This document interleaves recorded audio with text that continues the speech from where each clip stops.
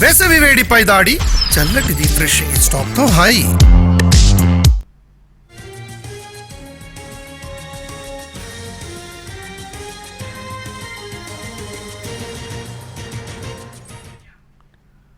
అకాల వర్షాలతో అన్నదాతలు అల్లాడిపోతున్నారు. చేతికొచ్చిన పంట తడిసి ముద్దవడంతో తల్లడిల్లిపోతున్నారు.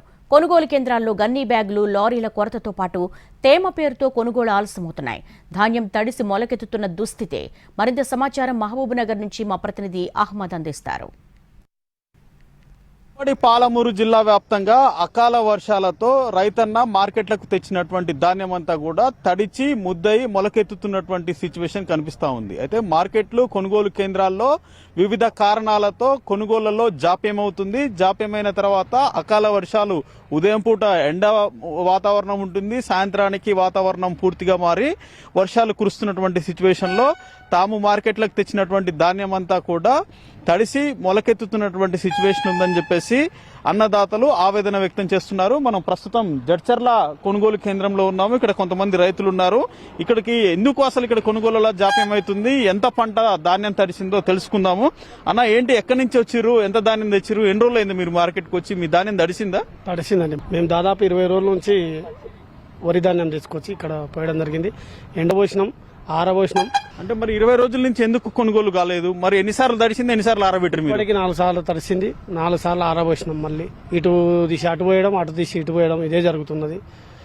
కొంచెం ప్రభుత్వం కనికరించి తొందరగా ఈ ధాన్యాన్ని కొనుగోలు చేస్తే బాగుంటుందని మా ఆవేదన. మీరు ఎక్కడి నుంచి వచ్చిరు? ఎంత ధాన్యం తీసుకొచ్చిరు? పూర్తిగా తడిచినట్టుంది మీ ధాన్యం అంతా. కాలంగా రాత్రిలో 2 సార్లు వర్షం రావడం వల్ల పైనుంచి నీళ్లు వచ్చి కిందికి దిగినాయి అన్నట్లు. మన రాశుల కిందికి దిగి ఆ నీళ్ల వల్ల దాదాపు 20 బస్తాల దాకా తడిసినాయి. ఈ ధాన్యం మీదేనా? మాదేనండి. 20 బస్తాల దాకా ఇంకా మళ్ళీ ఆరబోసి వీటిని మళ్ళీ 2వ విడతలు ఇవ్వడం అనేది జరుగుతుంది. ఆరబోసి అలచిపోతున్నాను ఆయన. ఈ ఒడ్లు ఈ వ్యవసాయం చేయకుంటే అనిపిస్తుంది, అంత రిస్క్ వస్తుంది. 15 దినాలు వెళ్ళిపోయి యాష్టకొచ్చిపోతుంది. నా కొడుకుని తిడుతుండ, నేను ఈ వ్యవసాయం చేయకరా అని తిడుతుండ. ఏం చేస్తుంది, వశం అయితలేదు మాకు. ఎంతకో అంత కొనుక్కున్నా అక్కడ వదిలిపోదాం అనుకుంటున్నాం. అంత రిస్క్ వచ్చిపోతుంది మాకు. ఏం చేయాలి చెప్పమని చేతనైతలేదు. ఏం చెప్తున్నారు మరి అధికారులను అడిగినప్పుడు? వాళ్ళు ఏం చెప్తున్నారు? ఇంకా ఎండాలే, ఇక్కడ తీసిపోయినరి, అక్కడ తీసిపోయినరి, తూరు పట్టుండ్రి, ఇవే విషయాలు చెప్తున్నారు. వాళ్ళు చెప్పినవి మేము చేస్తున్నాం. ఇంకేం చేస్తున్నాం, చేతనైన కాడికి చేస్తున్నాం. 10 సార్లు తిప్పుతున్నాం, పోస్తున్నాం, ఇక్కడ వస్తున్నాం, నీళ్ళకి వెళ్ళి దేవిపోతున్నాం. కొట్టుకపోతున్నాయి, పోయినాయి పోతున్నాం.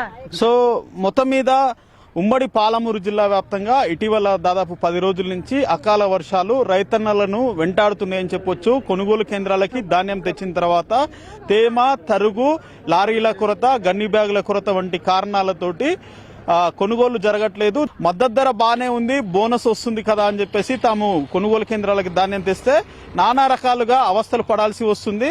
ఒక పక్క ధాన్యం కొట్టుకుపోయినటువంటి సందర్భాలు కూడా మార్కెట్ యార్డులు, కొనుగోలు కేంద్రాల్లో చోటు చేసుకున్నాయని చెప్పేసి రైతన్న ఆవేదన వ్యక్తం చేస్తున్నాడు. వీడియో జర్నలిస్ట్ సందీప్తో హైమాద్, ఎన్టీవీ, జడ్చర్ల నుంచి.